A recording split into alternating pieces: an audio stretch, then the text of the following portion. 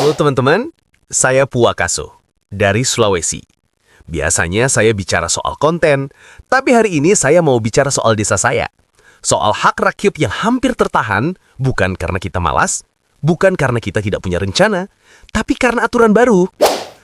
Tahun 2025, Kementerian Keuangan Republik Indonesia merilis PMK nomor 81 tahun 2025, aturan tentang penyaluran dana desa. Tapi ada yang berbeda kali ini. Ada syarat baru yang langsung mempengaruhi pencairan tahap 2. Dan ini yang bikin saya berpikir keras. Kalau desa belum bentuk koperasi, dana bisa tertahan. Padahal koperasi itu butuh proses, butuh akta, butuh SDM, butuh pemahaman hukum. Tidak semua desa siap dalam waktu singkat. Ini baru awal persoalannya. Saya bukan anti koperasi. Koperasi itu bagus. Tapi yang jadi masalah bukan niatnya. Yang jadi masalah cara memaksanya. Banyak desa sudah punya rencana pembangunan. Jalan tani, air bersih, pelatihan UMKM, bantuan usaha. Semua dihitung dari dana desa. Tapi aturan ini datang dari atas membawa logika baru. Pencairan bukan lagi soal kebutuhan, tapi soal kelengkapan dokumen dan pendirian koperasi. Dan kita harus setuju teman-teman. Desa yang jauh dari akses administrasi akan lebih sulit memenuhi syarat. Desa yang sudah kuat mungkin aman.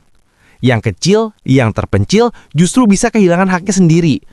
Mic podium saya hari ini bukan hanya perekam suara, tapi saksi bahwa kebijakan kadang terdengar manis, tapi terasa pahit ketika sampai ke bawah. Kita masuk ke inti yang paling krusial, pasal 29B. Dalam PMK 81/2025, pasal 29B mengatur dengan sangat tegas.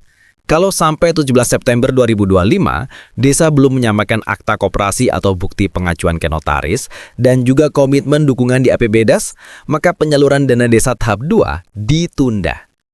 Lebih jauh lagi, jika syarat itu tidak pernah dipenuhi, maka dana dibatalkan. Artinya apa? Artinya, desa bukan hanya harus membangun, tapi harus patuh dulu ke skema yang sama dengan deadline yang cepat atau konsekuensinya berat. Ini bukan hanya soal koperasi. Ini soal desa kehilangan kontrol atas dana yang seharusnya untuk rakyatnya sendiri. Dan kalau dana itu dibatalkan, kemana dia pergi? Aturan ini membuka kemungkinan bahwa dana bisa dialihkan ke prioritas pusat atau ditarik kembali untuk pengendalian fiskal.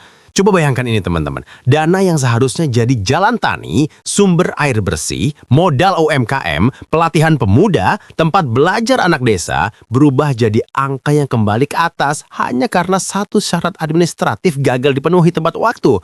Yang hilang bukan lembar peraturan, tapi fasilitas nyata di desa. Saya bicara hari ini bukan untuk menolak perubahan ekonomi desa, tapi menolak cara paksanya.